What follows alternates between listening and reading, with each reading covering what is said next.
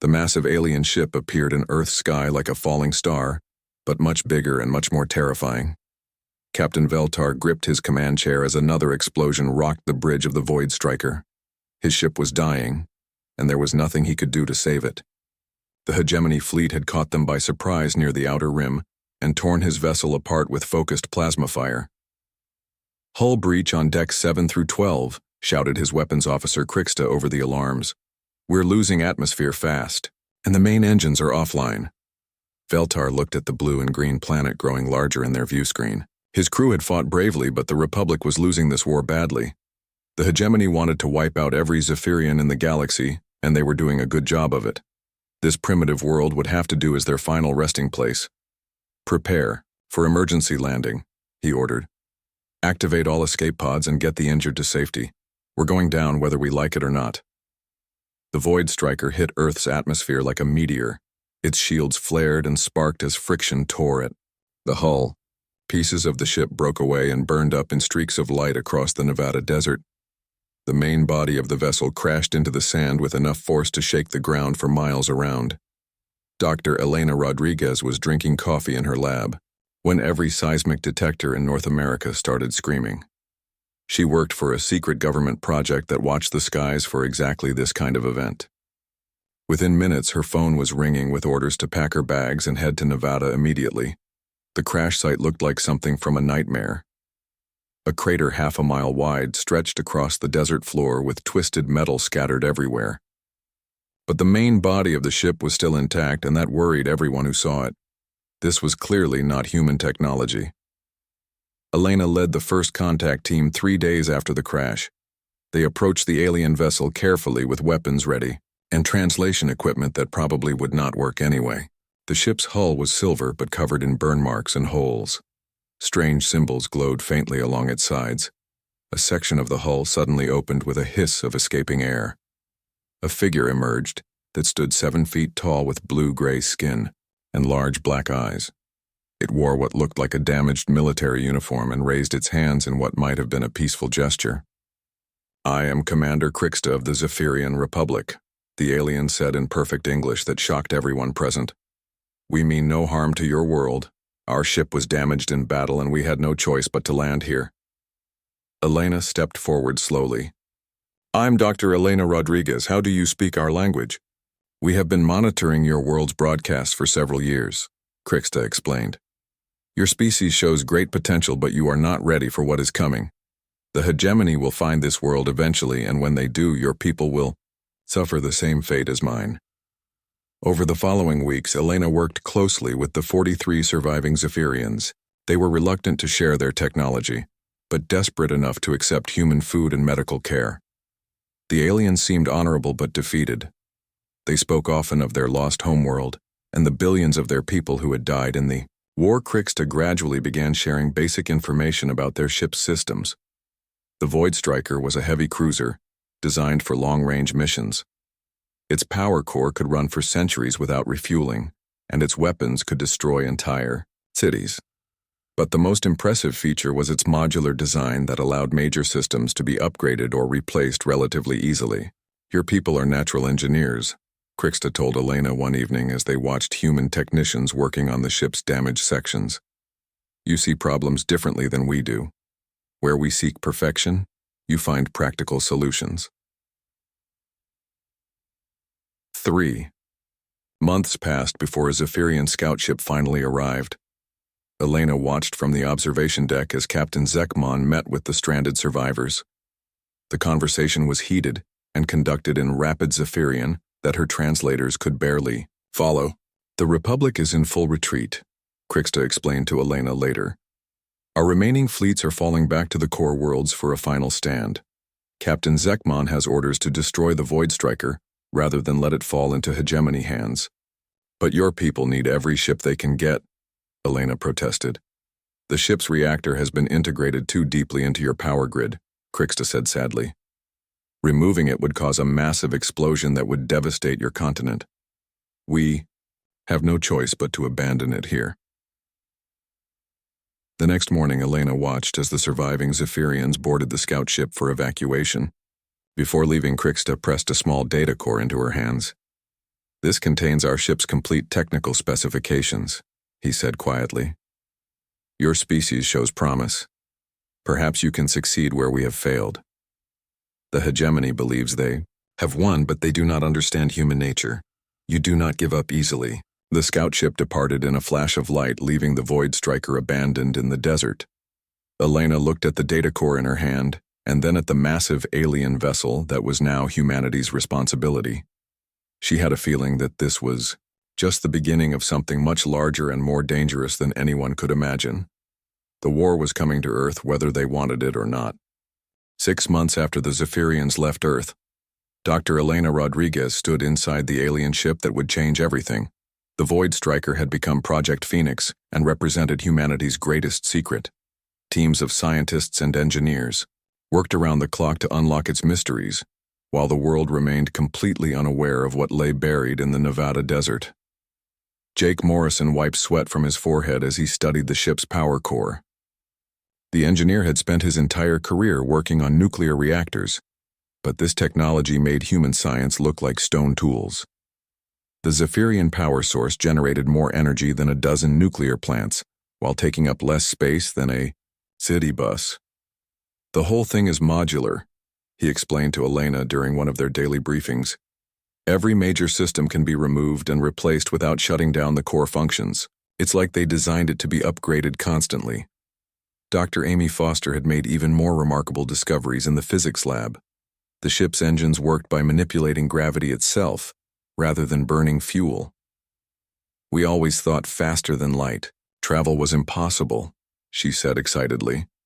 But they're not really moving faster than light. They're bending space around the ship so it slides from one point to another.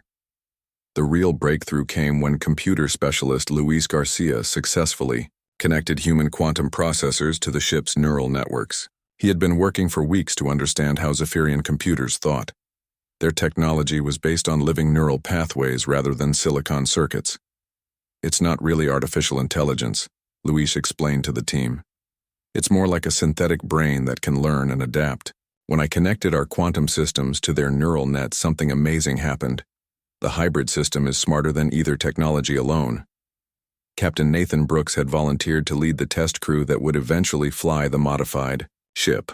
The Air Force pilot had more combat experience than anyone else on the project, and he understood that this was not just about reverse engineering alien technology. This was about preparing for war. The Zephyrians were good people, but they were too rigid in their thinking, he told Elena during flight simulations. They built beautiful ships that followed perfect tactical doctrines. But perfect can be predictable, and predictable can be defeated. Brooks assembled his crew from the best military personnel in the world. Weapons specialist Kelly Martinez brought expertise in missile systems and electronic warfare. She spent months adapting human weapons technology to work with Zephyrian energy-based systems. Their weapons are incredibly powerful, but they're designed to fight other energy-based defenses, Kelly explained. Human kinetic weapons like missiles and railguns might actually be more effective against their shields than their own plasma cannons. Navigation Officer Chris Thompson had the difficult job of mastering the ship's gravitational drive system. The controls responded to thought as much as touch and required a level of intuition that few humans possessed. It's like learning to fly by thinking about flying, he said. The ship wants to go where you want it to go, but you have to trust it completely. As the months passed, the modified vessel looked less and less like its Zephyrian origins. Human engineering philosophy emphasized redundancy and adaptability over elegant efficiency. Every critical system had backup systems, and every backup had alternatives. The result was a ship that might not be as beautiful as the original, but would be nearly impossible to completely disable. The ship's artificial intelligence proved to be the most remarkable development of all. The hybrid consciousness that emerged from combining human and Zephyrian systems was unlike anything either species had created. The crew began calling it Oracle because of its ability to predict and analyze situations with uncanny accuracy. I can process information like a computer, but I can also make intuitive leaps like a human, Oracle explained during its first full conversation with the team.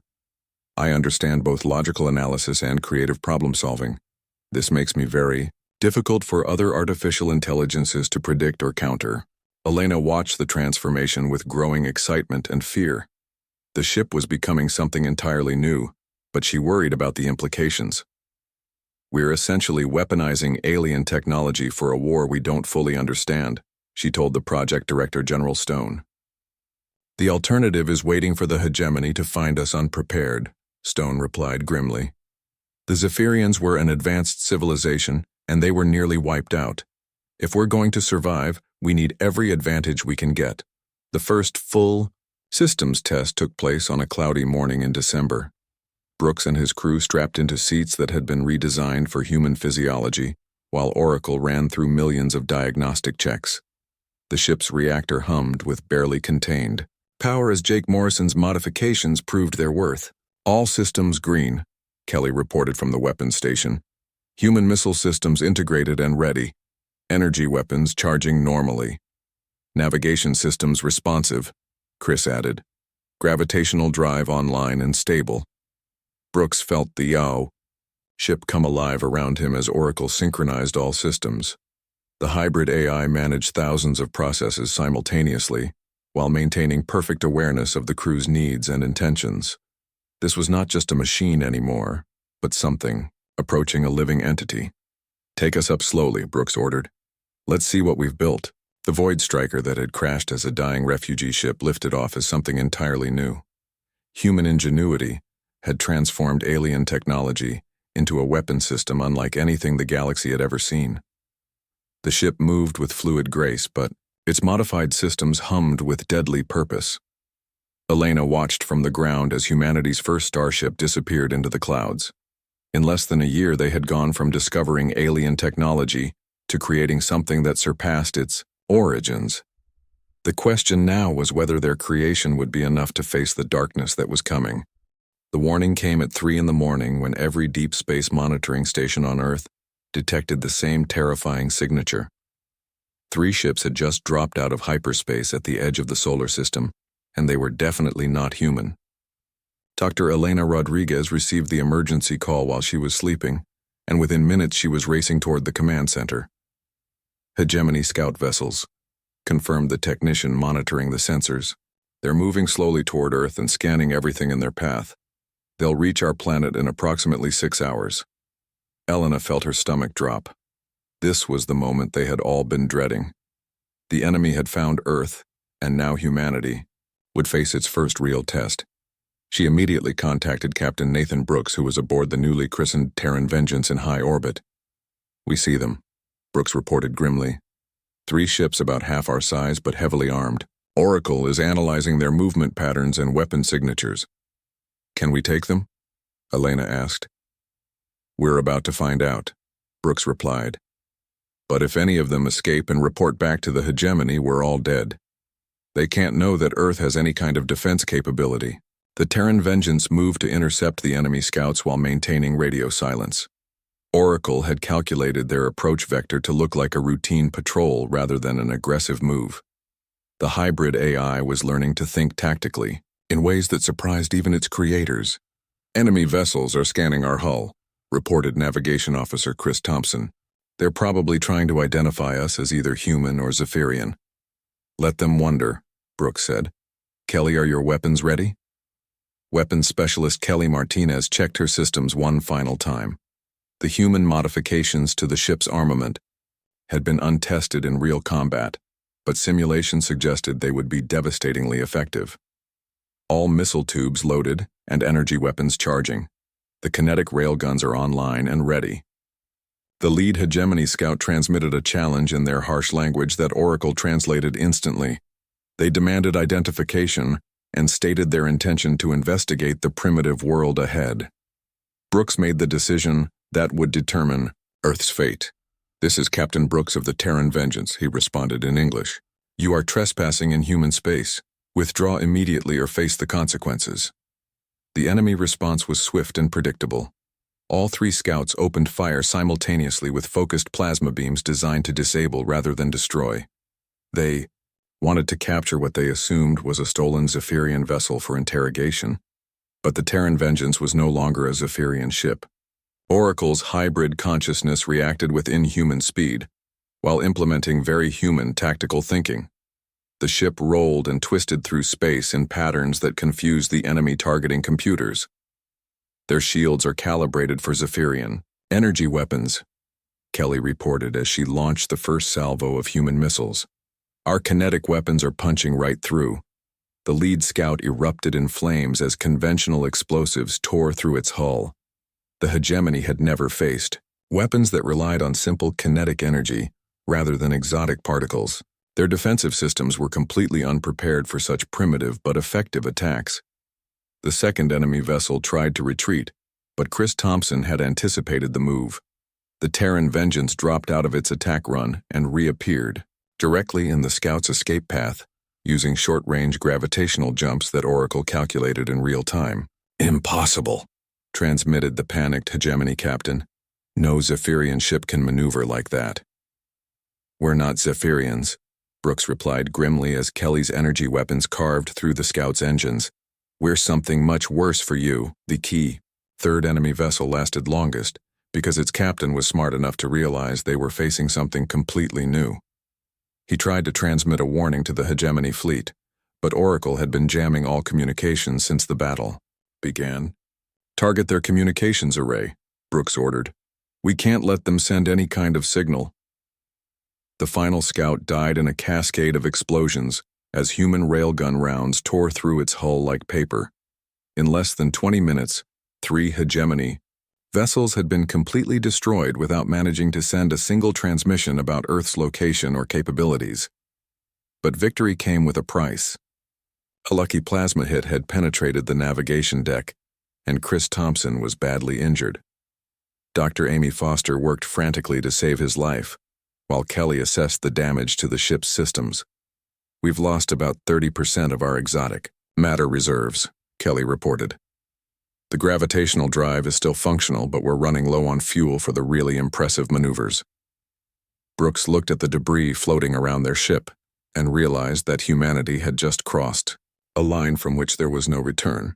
"Oracle, what's your assessment of the enemy's tactical capabilities?" "The hegemony scouts were competent but predictable," the AI replied. "They followed standard attack patterns and used conventional defensive measures. They were not prepared for human tactical thinking or hybrid weapon systems." Elena monitored the battle from Earth's command center and felt a mixture of relief and terror. They had won their first engagement, but now the hegemony knew that Earth existed. It was only a matter of time before larger and more dangerous forces arrived. "How long do we have?" she asked General Stone. "Oracle estimates that the hegemony will notice the missing scouts within a few weeks," Stone replied. "When they do, they'll send a full investigation fleet. We need to be ready for a much bigger fight." The Terran Vengeance limped back to Earth, orbit with battle damage and a wounded crew member, but also with proof that human ingenuity could defeat superior alien technology. The ship's hybrid systems had performed flawlessly, and Oracle's tactical abilities had exceeded all expectations. Brooks looked at the data from their first real combat and began planning for the larger battle that was coming. The hegemony had underestimated humanity once and paid the price, but they would not make the same mistake twice. "We surprised them this time," he told his crew as medical teams attended to Chris. "Next time they'll know what they're facing and they'll come prepared. We need to be ready to surprise them all over again." The war for Earth's survival had begun, and humanity had struck the first blow. Admiral Thanemore received the news of the missing scout ships while reviewing casualty reports from the latest Zephyrian resistance stronghold. 3 vessels had simply vanished near an unremarkable star system on the outer rim. No distress signals and no debris fields had been detected. It was as if they had been erased from existence. The Admiral was known throughout hegemony space as the architect of the final solution for the Zephyrian problem. He had personally overseen the destruction of 12 worlds and the elimination of billions of civilians. The disappearance of 3 scout ships should have been a minor concern, but something about this particular incident troubled him. "Prepare the 7th Battle Group for immediate deployment," he ordered his aide. 12 heavy battleships should be sufficient to investigate whatever destroyed our scouts. If there are Zephyrian survivors hiding in that system, I want them. eliminated completely. Meanwhile, on Earth, the news of the approaching hegemony fleet sent shockwaves through the highest levels of government. Dr. Elena Rodriguez found herself briefing world leaders about humanity's desperate situation while Captain Nathan Brooks worked frantically to prepare the Terran Vengeance for a battle they probably could not win. 12 battleships against one modified cruiser, Brooks told his engineering team. Those are not good odds by any measure. Jake Morrison had been working for 3 weeks straight installing new weapon systems and defensive measures. The ship's modular design allowed for rapid upgrades, but they were running out of time and resources. I've added redundant shield generators and backup power systems, he reported. The ship can take more damage now, but 12 enemies is still 12 enemies. Dr. Amy Foster had made breakthrough discoveries about Zephyrian quantum shielding technology that might give them an edge. I think I can create a feedback loop in their energy weapons, she explained to the team. If we can make their own shots, reflect back at them, it might even the odds a little. The most significant development came from Oracle's continued evolution. The hybrid AI had been analyzing every piece of data about hegemony tactics and technology. Its conclusions were both encouraging and terrifying. The hegemony relies heavily on coordinated fleet actions, Oracle explained during a strategy meeting. Their ships work together like a single organism with shared targeting and synchronized attacks. This makes them very powerful, but also potentially vulnerable. Vulnerable how? Elena asked. If I can disrupt their coordination protocols, they will become 12 individual ships instead of one unified fleet, Oracle replied. Human tactics emphasize independent action and adaptation. Hegemony tactics emphasize perfect coordination and overwhelming force. Captain Brooks began recruiting additional crew members from Earth's military forces.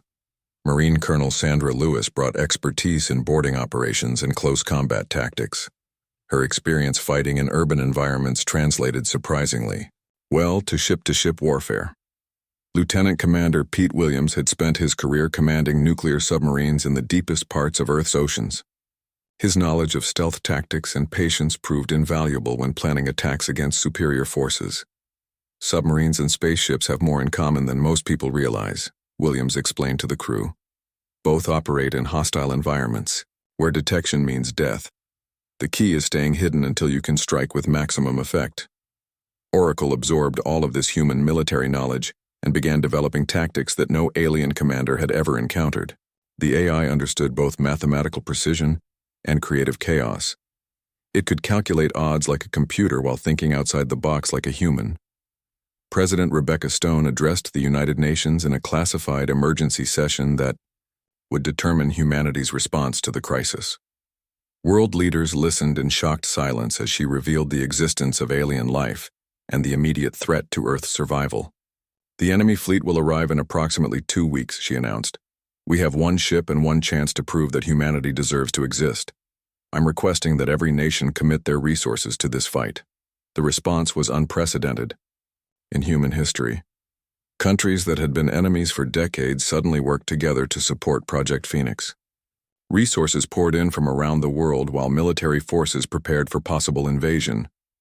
Elena coordinated with international teams to establish a network of ground-based defense stations. If the Terran Vengeance failed, then Earth itself would become a fortress. Every major city began preparing underground shelters while orbital platforms launched defensive satellites. The ship itself underwent its final modifications with new crew members working alongside the original team. Colonel Lewis trained boarding parties using tactics adapted from both human military doctrine and Zephyrian combat techniques. The goal was to capture enemy vessels intact, rather than simply destroying them. We need intelligence about their larger fleets, she explained to her Marines. Every ship we capture is a source of information about their weaknesses and capabilities.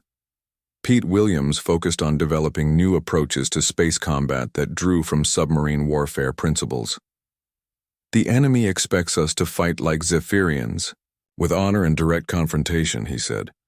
Instead, we're going to fight like humans with cunning and misdirection. Oracle's analysis of the approaching fleet revealed detailed information about hegemony battle doctrine.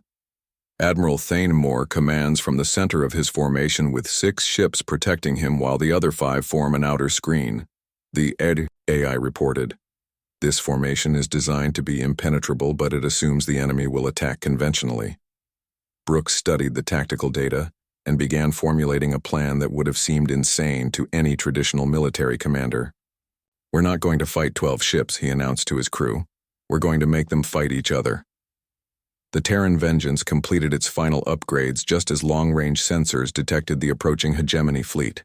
Humanity's single Starship prepared to face an enemy force that had conquered most of the galaxy. The odds were impossible, but the crew remained determined. Elena watched from Earth's command center as the modified alien ship departed for what might be its final mission. Everything humanity had learned about war and survival had been poured into this one vessel.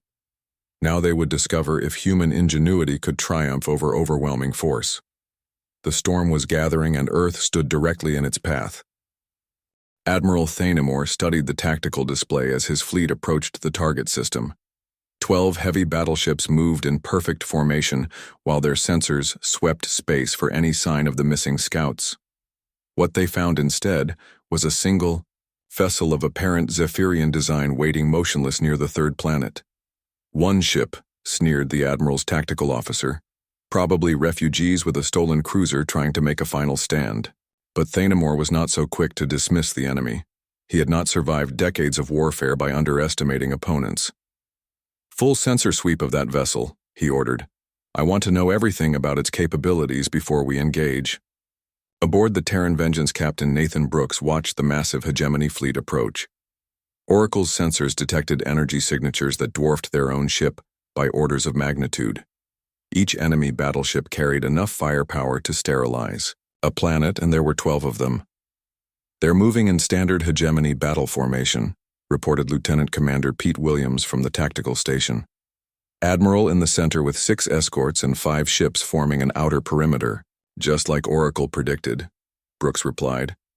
"Kelly, are you ready to give them a surprise?" Weapons specialist Kelly Martinez had spent weeks preparing for this moment. Her hybrid weapon systems combined human kinetic weapons with Zephyrian energy, technology in ways that defied conventional tactical thinking. "All systems ready, Captain. Let's show them what humans can do."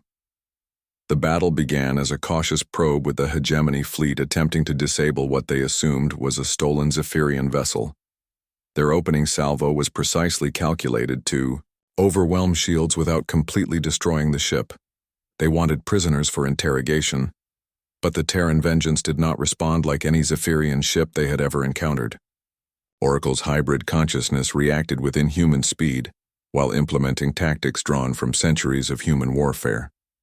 The ship twisted through space in patterns that confused every targeting computer in the enemy fleet.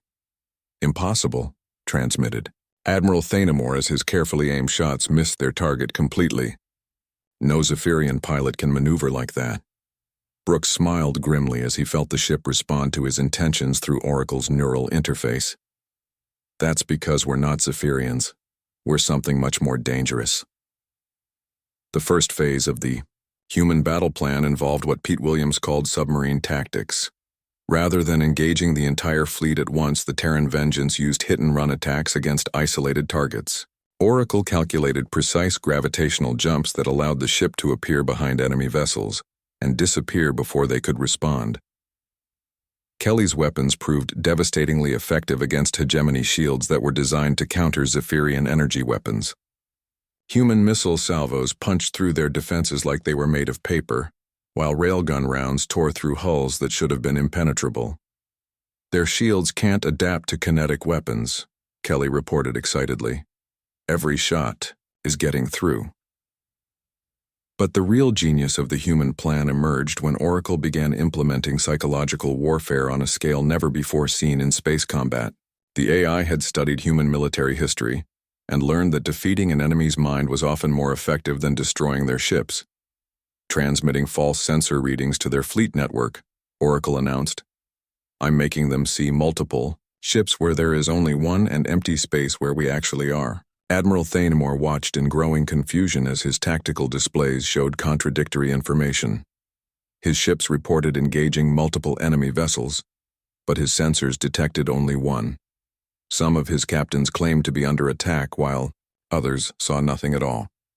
"Sir, the enemy is using some kind of electronic warfare system," reported his communications officer. "Our network protocols are being disrupted." This was exactly what Brooks had hoped for. The hegemony's greatest strength was their perfect coordination, but Oracle was turning that strength into a weakness. The AI flooded their communication networks with false data while simultaneously blocking real information. The result was chaos, on a scale that no hegemony commander had ever experienced. Ships began firing at sensor ghosts while the real Terran vengeance struck from unexpected angles. The perfect formation that had conquered dozens of worlds began to fall apart as individual captains lost trust in their shared sensor network. "Two enemy vessels have collided while chasing false targets," reported Colonel Sandra Lewis from the Marine deck. "Their own coordination system is working against them." The tide of battle turned completely when Lewis led a boarding action against a damaged hegemony command ship. Her Marines had trained for months in both human and Zephyrian combat techniques while preparing for close quarters fighting in zero gravity. The hegemony crew was completely unprepared for human boarding tactics. They expected honorable single combat or organized formations, but instead faced Marines who used cover and teamwork while striking from multiple directions simultaneously. "Enemy Marines secured," Lewis reported over the radio. "We have prisoners, including their fleet coordinator. Oracle is downloading their tactical database now." Admiral Thanemore found himself trapped aboard his flagship as human forces systematically dismantled his fleet, using tactics he could not understand or counter. His ships were designed to fight other civilized species that followed predictable patterns. These humans fought like nothing he had ever encountered. "Sir, 10 of our 12 ships are either destroyed or disabled," his tactical officer reported with barely controlled panic. "The enemy vessel appears to be completely undamaged." Oracle's final gambit involved turning the hegemony's own weapons against them. The AI had learned to redirect their plasma cannons by manipulating their targeting systems through the compromised network. Enemy ships began firing on each other while their crews struggled to regain control. As the last functional battleship drifted powerless in space, Brooks opened a communication channel to the enemy flagship. "Admiral Thanemore, this is Captain Brooks of the Terran Vengeance. Surrender immediately and your crew will be treated according to human military law." The admiral stared at his ruined fleet in disbelief. 12 of the most powerful warships in hegemony space had been defeated by a single vessel using tactics that defied everything he understood about warfare. His reputation as an unstoppable conqueror lay in ruins around him. "What are you?" he transmitted in defeat. "We're humans," Brooks replied simply, "and you just learned why that should terrify you." The battle was over, but everyone aboard the Terran Vengeance knew this was only the beginning. They had proven that human tactics could defeat superior technology, but the hegemony controlled thousands of ships across dozens of sectors. Earth would need every advantage they could get for the war that was coming. Admiral Thanemore sat in the interrogation room aboard the Terran Vengeance and stared at his human captors with a mixture of fear and fascination. Dr. Elena Rodriguez led the questioning while Oracle analyzed every word for useful intelligence. What they learned changed everything about humanity's understanding of the war. The hegemony controls over 3,000 warships across 47 sectors, the admiral revealed reluctantly. Your world has been marked for complete sterilization, along with every other planet that might harbor Zephyrian survivors. How long do we have? Elena asked. When my fleet fails to report back, the High Command will dispatch the Second Armada, Thanemore replied. 500 ships under Admiral Kreshitar, who has never known defeat. Your single vessel cannot stand against such overwhelming force. But the Admiral also revealed something unexpected that gave Elena hope. The High Command is afraid of your species, he admitted. Your tactics are completely unpredictable, and your technology adapts faster than anything we have encountered.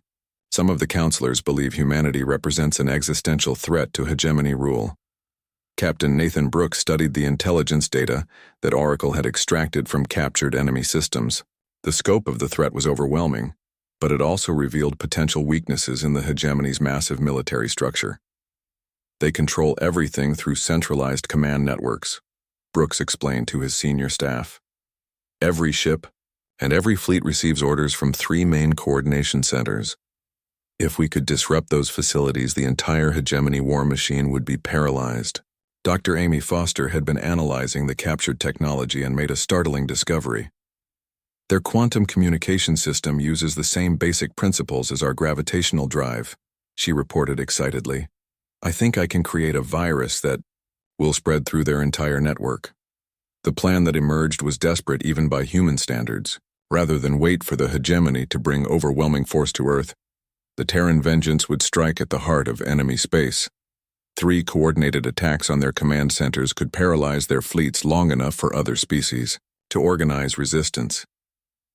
It's essentially a suicide mission, Brooks told Elena during their final planning session. We might succeed in disrupting their communications, but we'll never make it home. Elena looked at the tactical projections and felt the weight of humanity's survival resting on her shoulders. The crew understands the risks. Every single person aboard this ship volunteered for this mission, Brooks replied. We know what we're fighting for. Jake Morrison pushed both human and alien technology far beyond safe operating limits during the ship's final modifications. The Terran Vengeance became a hybrid weapon system designed for maximum damage before inevitable destruction. Every system was optimized for one goal: reaching the enemy command centers. The reactor is running at 200% normal capacity, Morrison reported during final systems checks. We'll have enough power for the mission, but the containment fields won't hold indefinitely. When they fail, the explosion will be visible from several star systems. Oracle underwent its own transformation as Amy Foster uploaded the quantum virus into the AI's consciousness. The hybrid intelligence would sacrifice itself to spread chaos through hegemony networks, while simultaneously controlling the ship's final assault. I understand what this means, Oracle told the crew during their departure from Earth. When I upload the virus, I will cease to exist as an individual consciousness, but my actions will echo through every hegemony system in the galaxy. The journey to enemy space took 3 weeks, during which the crew prepared for battles they knew they could not survive. Colonel Sandra Lewis trained her Marines for final boarding actions, while Pete Williams calculated attack vectors that would maximize damage to enemy installations. The first target was the hegemony's primary communications hub located in their capital system. The facility coordinated fleet movements across half the galaxy, and its destruction would cripple their ability to respond to threats. The Terran Vengeance approached using stealth modifications that Oracle had developed from studying captured enemy sensors. No detection yet, reported Chris Thompson from the navigation station. His injuries from the earlier battle had healed but left him with neural implants that enhanced his connection to the ship's systems. We're invisible to their sensors until we begin the attack. The assault on the first facility succeeded beyond all expectations. Human tactics proved completely alien to hegemony thinking, and their defenses crumbled before coordinated strikes from multiple directions. Oracle uploaded the virus while Kelly's weapons turned the massive installation into expanding debris. Virus transmission successful, Oracle reported as quantum chaos began spreading through enemy networks. Hegemony coordination protocols are failing across multiple sectors. The second target required a running battle through 3 enemy fleets that were converging on their position. The Terran Vengeance fought like a wounded animal, using every trick and modification that human ingenuity had devised. Ships that should have been impossible to defeat fell before weapons they could not understand or counter. But the mission was taking its toll. The ship's exotic matter reserves were nearly exhausted, and multiple systems showed critical damage. Jake Morrison worked frantically to keep the reactor stable, while Oracle calculated their final approach to the third and most important target. The Hegemony High Command Center was located deep within their most secure system, surrounded by defensive platforms and patrol fleets. It was the nerve center of their entire military operation, and its destruction would leave their forces leaderless across the galaxy. This is it, Brooks announced to his crew as they prepared for their final attack. Whatever happens here, humanity will be remembered. We've shown the galaxy that tyranny can be defeated. The battle for the command center became legend among the survivors who witnessed it. The Terran Vengeance fought through defensive formations that should have been impenetrable, while Oracle spread electronic chaos through every enemy system. Human weapons and human tactics proved superior to alien technology and alien doctrine. As the reactor finally reached critical failure, Brooks transmitted humanity's declaration to the galaxy. Earth would not submit to genocide, and humanity would fight with every resource and every innovation they possessed. The Zephyrians had failed, but humans would not surrender. The Terran vengeance died in a cascade of exotic matter that tore holes in space-time itself. The explosion consumed the Hegemony Command Center and sent shockwaves through their entire military hierarchy. But more importantly, it sent a message to every oppressed species in the galaxy. Resistance was possible. Admiral Kreshitar received fragmented reports of the disaster while his second armada struggled to re-establish communications with High Command. 3 critical facilities had been destroyed by a single enemy vessel, using tactics that defied all military logic. The Hegemony's reign of terror suddenly faced an enemy it could not predict or defeat. Dr. Elena Rodriguez stood in Earth's command center and watched as Oracle's final transmission reached home. The AI's last act had been to upload detailed intelligence about Hegemony weaknesses to every resistance cell in known space. The war for galactic freedom had begun, and humanity led the charge. Across the galaxy, other species heard humanity's defiant message and began to hope. The Zephyrian Republic received an encrypted transmission containing battle plans and tactical innovations that could turn the tide of war. The deserted starship had indeed become retribution, not just for Earth, but for every world the Hegemony had destroyed. The universe would never be the same.